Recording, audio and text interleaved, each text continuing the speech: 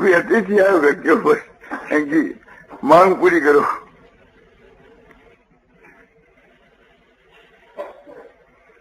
महाराज को तेल लगाने की आदत बहुत कम है, पर ये गुमड़ा फूल से हो जाए ना, जे दसो लगावा कभी कि देखो भाई ये आपने घर पर आई है बहुत सी भेड़ी होकर, और कुछ नहीं तो तेल तो जो अपन तो घी का इनको कम से कम तेल तो जो। हाँ, साथ की सेवा करनी में एक तो यह बात है कि कोई भी बीमारी हो है तो कोई पहले के पाप से हो है। अब आप बीमारी आगे प्राप्त हो भोग हो जावे, जहाँ वो पाप है जी को एक प्रकार से अपने से दूर हो जावे, बोले के ऋण चुक गयो तो भगवान आपने पाप से मुक्त करने के वास्ते बीमारी भेजे। देखो अपने अनुशासन पर में भीष्म जी महाराज तो प्रार्थना करिए कि भाई मैंने कोई पाप करे है तो वह बीमारी होकर के मेरे शरीर में प्रवेश कर जावे, जिसको कहीं को ऋण मेरे पर नहीं रहे, मैं सगवा के ऋण से मुक्त होकर यहाँ से विदा होना चाहूँ, जिसको मैंने कह लौट कर पाछो नहीं आना पड़े। तो देनदार कर जाऊँ ना तो फिर चुकाने के वास्ते आना पड़े। तो बड़ी आनंद की बात है कि जितना मैंने पाप किया है वो सब रोग रूप होकर के मेरे में प्रवेश कर जाओ।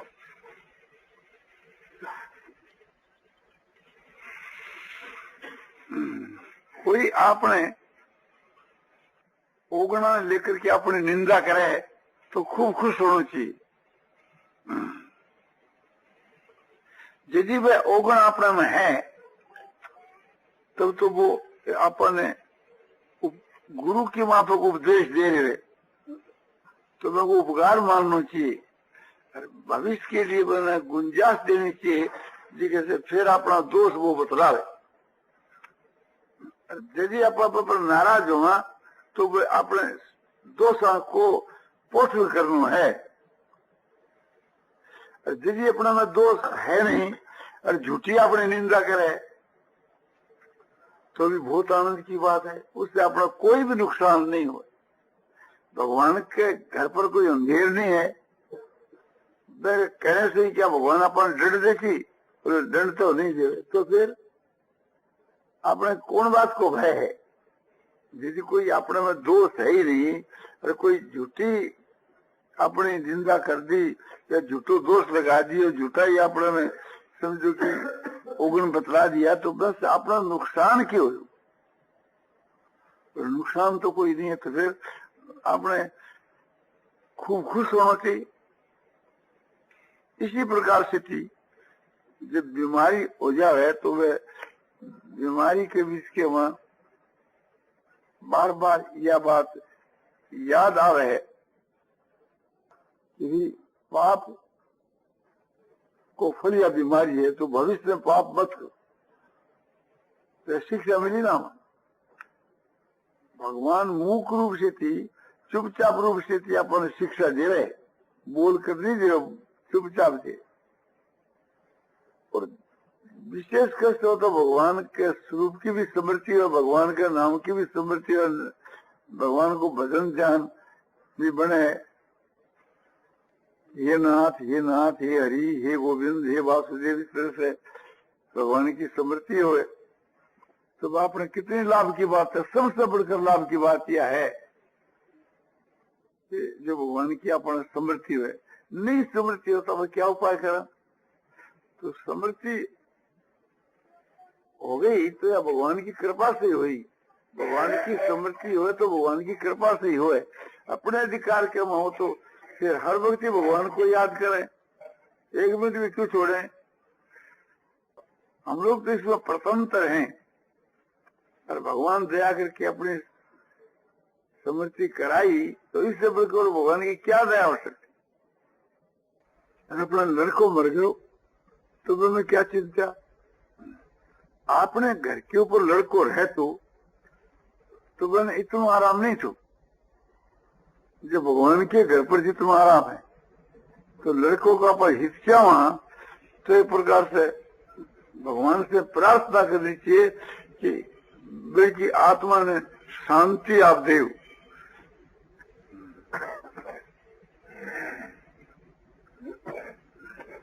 इसी तरह स्त्री मर गई तो समझे कि भगवान अपने उसको पास बुला ली, और वो मेरे को भी पास में बुला लो। मैंने इसको क्या अपराध करे जो तो विलम्ब कर रहे हो? ऐसे स्त्रियां के कहीं पति मर गए तो भगवान ने कहे प्रभु देखो मेरे पति पर आपकी कितनी बड़ी कृपा हुई कि आप उसको अपने परम धाम में बुला लिया, तो मैं ऐसे क्या अपराध करे जो विलम्ब कर रहे हो? मैंने भी जल्दी आपका परम धाम में बुलाओ। आप अपना में जो बुद्धि है वो भगवान दिए अपनी आत्मा कल्याण के लिए। ये जितने जो पदार्थ है, अपना मन है, बुद्धि है, इंद्रियां है, शरीर है, अपने शरीर में बल है, अपने पास में ऐश्वर्य है, ये सब मुक्ति के लिए, और इसका हम उपयोग ठीक नहीं करें, दुरुपयोग करें तो ये हमारी मूर्खता है। ये इसलिए मैं अपने ऊपर अपना कोप है, ये अपने आप करके अपनी आत्मा का पतन करना है। जिस चीज को हम बुरा समझते हैं और फिर उस काम को करते हैं तो ये स्वयं आप ही हम अपनी आत्मा का पतन कर रहे हैं। और जिस चीज को हम अच्छी चीज समझते हैं, अच्छे गुण, अच्छे आचरण समझते हैं और नहीं करते हैं, तो हम खुद ही उस परमात्मा की प्राप्ति से वंचित हो रहे हैं। भगवान ने तो बड़ी भारी मदद करी। एक आदमी के पास में बुद्धि है और वो बुद्धि भगवान के तत्व रहस्य को समझने में लगाता है। भगवान को जो नाम है, रूप है, उस नाम रूप के वहां गुण और प्रभाव को देखता है, तत्व रहस्य को देखता है, तो वह खुद ही अपने आत्मा का अपने आप करके कल्याण कर रहा है। इसी काम के लिए बुद्धि दी है, और उस बुद्धि को इस काम में नहीं लगा करके दूसरे का निष्ठ करने के काम में लगावे, या समझो कि मुक्तबाजी में लगावे, या कोई खोटे काम में लगावे, चोरी में, व्यभिचार में, किसी भी काम के वहां खोटे काम में, तो वो आप ही अपने आपका पतन कर रहा है। इसी प्रकार से जो अपने में बल है, उस बल ने अब हम भजन ध्यान में लगावा, या उस बल को प्रयोग अपनी आत्मा के कल्याण के विषय में करा, तो ये अपनी बुद्धिमानी है, ये अपने आप करके अपनी आत्मा का उद्धार करना है। और उस बल का प्रयोग दूसरों को कष्ट पहुंचाने में लगावें, या खोटे काम करने में लगावें, व्यभिचार आदि में लगावें, तो वो अपने आप के द्वारा अपने आप का पतन करना है। इसी प्रकार अपने पास जो रुपया है, मकान है, ऐश्वर्य है, उन सबको भगवान की प्राप्ति के काम में लगावा, तो अपनी बुद्धिमानी है और अपनी आत्मा का अपने आप करके उद्धार करना है। और उसे विपरीत खोटे काम में लगा, उसका दुरुपयोग करें, तो ये अपने आप का आपके द्वारा पतन करना है। तो भगवान क्या कहते हैं? उद्धरेत आत्मना आत्मानं, आत्मा के द्वारा अपने आत्मा का उद्धार करना चाहिए और अपने आप का पतन नहीं करना चाहिए। जय सीताराम सीताराम सीताराम जय सीताराम जय सीताराम सीताराम सीताराम जय सीताराम सीताराम सीताराम जय सीताराम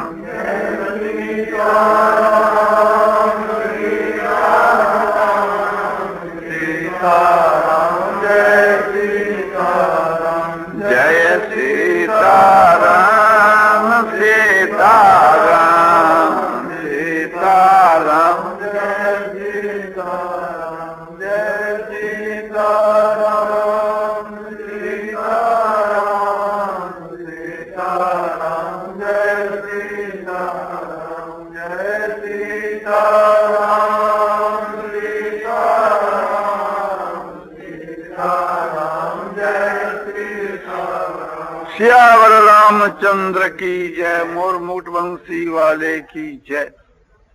इसलिए जो भी कुछ अपने आप से आकर के प्राप्त हुए, अनिच्छा से परीक्षा से, वो भगवान का भेजा हुआ पुरस्कार मान करके खूब एक प्रकार से प्रसन्न होना चाहिए।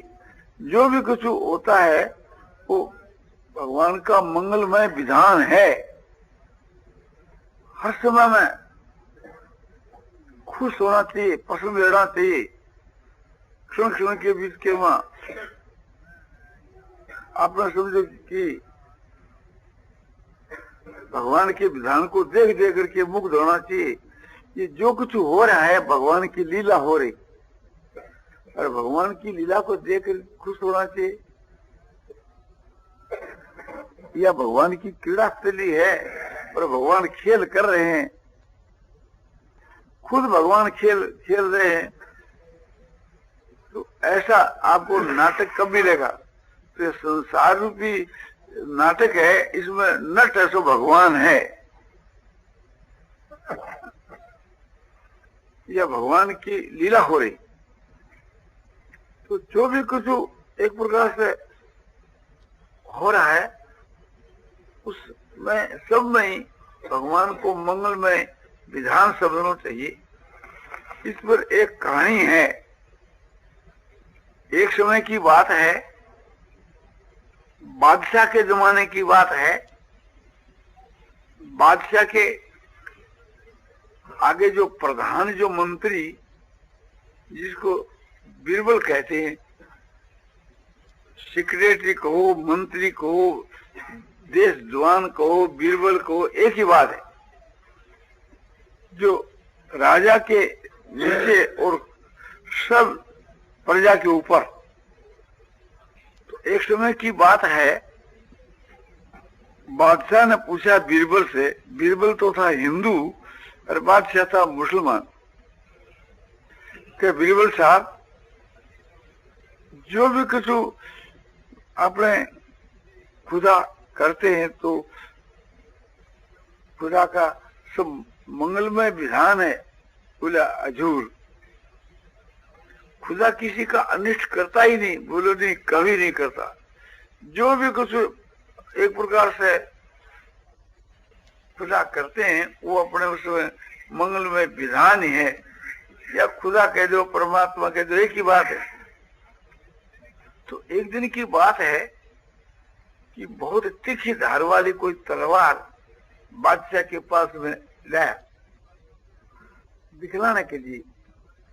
ऐसी तीक्ष्ण धार है कि बादशाह ने थोड़ा एक प्रकार से उसको थोड़ी अंगली से या परीक्षा के रूप में देखा। अंगली कोमल थी और धार में की तीखी थी, तो वह उसके मां पैर गई, अंगली आगे से कट गई। अब लोग दौड़े, खून गिरने लगा। अब अंगली का पाटी पुटी बांधी। फिर बादशाह साहब बीरबल से पूछने लगे, क्या बीरबल साहब ये हमारी उंगली कट गई? ये भी भगवान का मंगलमय विधान है क्या? बोले इसमें क्या कर रहे हैं? ये तो बहुत ही आनंद की बात है। बादशाह को आ गया गुस्सा, अरे अच्छा मूर्ख है, हमारी तो अंगली कटी, अजय कह रहा बहुत आनंद की बात। तो बीरबल को आपने समझो कि जेल खाने में डाल दिया, कैद कर दी। थोड़ा दिन के बीच के वहां बादशाह की जो अंगुली है ठीक हो गई, दवाई औषध के लगाने से। तो बादशाह जो है खुद एक प्रकार से शिकार खेला करता था। तो बादशाह का घोड़ा बहुत ही तेज चाल का था। ऐसे दो ही घोड़े थे, एक बादशाह को, एक बीरबल को। तो बादशाह उस घोड़े पर चढ़ करके शिकार खेलने के लिए गए और साथ में और बहुत सी सेना गई, पर वो घोड़ा तेज होने से आगे बढ़ गया। एक दूसरा जो राजा का राज था वहां वो घोड़ा पहुंचा। उस राजा ने एक मनुष्य की बलि ऐसो बोल रहे किसी देवी के लिए, राजा के आदमी घूम रहे थे कि कोई मिल जाए तो उसको लाकर राजा को दे देने। दैयोग से बादशाह ही मिल गए। बादशाह को तो जानते नहीं, दूसरे देश में चाहे कोई बादशाह ही हो दूसरे राज्य के, वहां तो कोई उसको कोई महत्व नहीं है। तो वे राजा के पास ले गए। राजा ने कहा कि क्या देवी का चढ़ा दो। कत्ल करने के वास्ते देवी के वहां ले गए। तो जब कत्ल की जाती है उस वक्त में उसका सब अंग संभाल लिया जाता है। तो अंगुली कटी हुई थी, तो बोले ये तो देवी का नहीं चढ़ेगा। बोले छोड़ दो, दूसरा आदमी को लाओ। छोड़ दिया गया। वो अपने घोड़े पर सवार होकर के समझो अपने राजधानी में आ गया। तो बादशाह के मन में आई कि आज हमारी उंगली कटी हुई नहीं होती तो आज देवी के भेंट अब चढ़ जाए। तो खुदा जो कुछ करता है सो अच्छे के लिए करता है। ये हमारी अंगली कटी है वो अच्छे के लिए कटी। अब हमारी ये बात समझ में आ गई। बीरबल को छोड़ दे बेचारे। तो बीरबल को छोड़ दिया और सारी बात बीरबल को कही कि हमारी में यह बात बीती, यदि हमारी उंगली उस दिन नहीं कर रही होती तो आज देवी के हमारी भेंट चल जाती, बलिदान में काम आते। तुमने बीरबल जो कहा कि खुदा जो भी कुछ करता है भले के लिए करता है, तो उंगली भी हमारी भले के लिए एक हुई। पर एक बात मैं तुम्हारे को पूछता हूँ, वह यह है कि मैं तुम्हारे को जेल खाने में डाल दिया, 6 महीना तुम जेल में रहे, कैदी की माँ बहुत ही कष्ट का उपभोग किया। अब तू ये बतला कि इसमें तेरा क्या भला हुआ। बोले मेरे लिए भगवान ने बड़ी दया करी, भगवान का मेरे लिए मंगलमय विधान था जो आप मुझको जेल में डाल दिया। यदि आप जेल में नहीं डाले हुए होते तो मैं सदा आपके पास ही रहता और घोड़े के ऊपर चढ़कर आपके साथ साथी में रहता, तो वहां देवी के मेरी भेंट चली जाती। तो मुझको भगवान ने बचा लिया। तो ये भगवान का कैसा विधान है।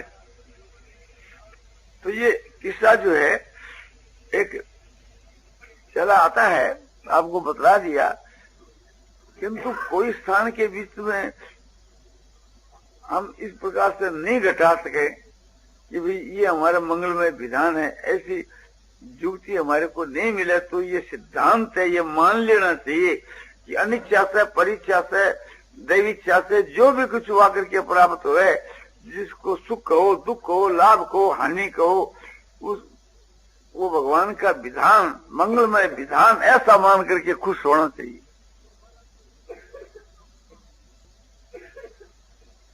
भगवान की बड़ी भारी दया समझनी चाहिए। भगवान तो कोप करते ही नहीं, और हमको जो कोप दिखता है ना, वो भगवान की विशेष दया है, जिसको हम कोप कहते हैं। माता पिता और गुरुजनों का भी अपने पर कोप होता है तो वो हमारे हित के लिए होता है। और माता पिता गुरुजनों में तो अज्ञता भी है, स्वार्थ भी है, और भगवान के मां न तो स्वार्थ है न अज्ञता है। तो इसलिए भगवान की तरफ जो विधान होता है वो तो समझो कि मंगलमय विधान है, उसके में अपना हित ही हित भरा हुआ है, चाहे अपने समझ में आवे चाहे न आवे, इस सिद्धांत को मान लेना चाहिए। और न मानो तो चाहे बैठ करके रो, मन के विपरीत कोई कार्य हो तो बैठ करके रो, क्या लाभ हो? सुबह रोने को तो कुछ लाभ होता नहीं, होगा तो वही कि जो होना है। हुई है सोई जो राम रचि राखा, को कर तर्क बढ़ावे साखा। होना तो वही है कि जो भगवान ने पहला से अपने रच रखा है, तो इस वजह से तर्क भी तर्क करके बात बढ़ाने से क्या लाभ है? दैवी इच्छा से या अनिच्छा से या परीक्षा से कोई भी घटना आकर के प्राप्त हो, या सुख दुख आकर के प्राप्त हो, या लाभ हानि आकर के प्राप्त हो, या किससे मुक्तमान लड़ते हैं तो उसमें जय या पराजय हुए, सब में भगवान का विधान भरा हुआ है। मान और अपमान, निंदा और स्तुति, सुख और दुख, जितने जो कुछ अपने अनुकूल और प्रतिकूल आकर के प्राप्त हो, सब में मंगलमय विधान है। इस बात को ज्ञानी महात्मा लोग अच्छी प्रकार से समझते हैं, इसलिए इन सब को समान समझते हैं। जैसा ही मान वैसा ही अपमान, जैसी निंदा वैसी स्तुति, जैसा सुख वैसा ही दुख। और ये महात्माओं के लक्षणों को बतलाते हुए भगवान ने गीता में कहा है, सम शत्रु च मित्रे च तथा मान अपमान हो, शीतोष्ण सुख दुखेषु सम संग विवर्जितो, तुल निंदा सुतिर मौनी संतुष्टो येन केनचित, अनिकेत स्थिरमतिर भक्तिमान में प्रियोन रहे। भक्तिमान में प्रियोन रहे, ऐसा भक्तिमान पुरुष मुझको प्यारा है। कैसा भक्तिमान? कि सम शत्रु च मित्रे च, एक उनके साथ में मित्रता करता है, एक शत्रुता करता है, उन दोनों में ही समभाव है। माने दोनों में समभाव का मतलब है कि दोनों में समान प्रेम है और दोनों के ऊपर समान भाव से दया है। और एक उस मान करता है, एक अपमान करता है। मान और अपमान की प्राप्ति में और मान अपमान करने वाला में भी समभाव है। सम शत्रु च मित्रे च तथा मान अपमान हो, और शीतोष्ण सुख दुखेषु, शीत और उष्ण यानी गर्मी सर्दी और सुख और दुख, इनकी प्राप्ति में जिनका समभाव है और आसक्ति से जो रहित है। सम शत्रु च मित्रे च तथा मान अपमान हो, शीतोष्ण सुख दुखेषु सम संग विवर्जित है। और तुल निंदा स्तुतिर मौनी, और निंदा स्तुति में जो समय है और निंदा स्तुति करने वाले पुरुषों में जो समय है, असंतुष्ट हो ये किंचित, जो कुछ अनायास अनिच्छा से परीक्षा से भगवत इच्छा से जो भी आकर के प्राप्त हो जाए, उसको भगवान का विधान समझ करके, मंगलमय विधान समझ करके हर वक्त आनंद के मग्न रहता है। तुल निंदा स्तुति, निंदा स्तुति में सम, और जो भगवान के स्वरूप का मनन करने वाला संतुष्ट हो यानी किंचित, जो कुछ आगे प्राप्त हो उसे में भगवान का विधान, मंगलमय विधान मान के संतुष्ट रहता है। अनिकेत स्थिरमती, शरीर में, घर में, किसी में अभिमान नहीं रखता है। निकेत में घर का है तो घर के मां अभिमान से रहित, शरीर में अभिमान से रहित, अस्थिर बुद्धि, कभी एक प्रकार से विचलित नहीं होता। जो भी कुछ घटना होती है कभी विचलित नहीं होता। ऐसा भक्तिमान पुरुष है सो मुझको प्यारा है। भगवान ने गीता की 12वें अध्याय के 18-19 के श्लोक में ये बात कही है। इसी प्रकार की माने इसी में मिलती जुलती बात गीता की 14वें अध्याय के बीच के 24 और 25 के श्लोक में भगवान ने गुणातीत के लक्षणों में बतलाई। तो इन सब बातों को ख्याल में ला करके और जो भी कुछ आकर के प्राप्त हुए भगवान का मंगलमय विधान मान करके हर वक्त आनंद में मगन रहे। नारायण नारायण नारायण श्रीमन नारायण।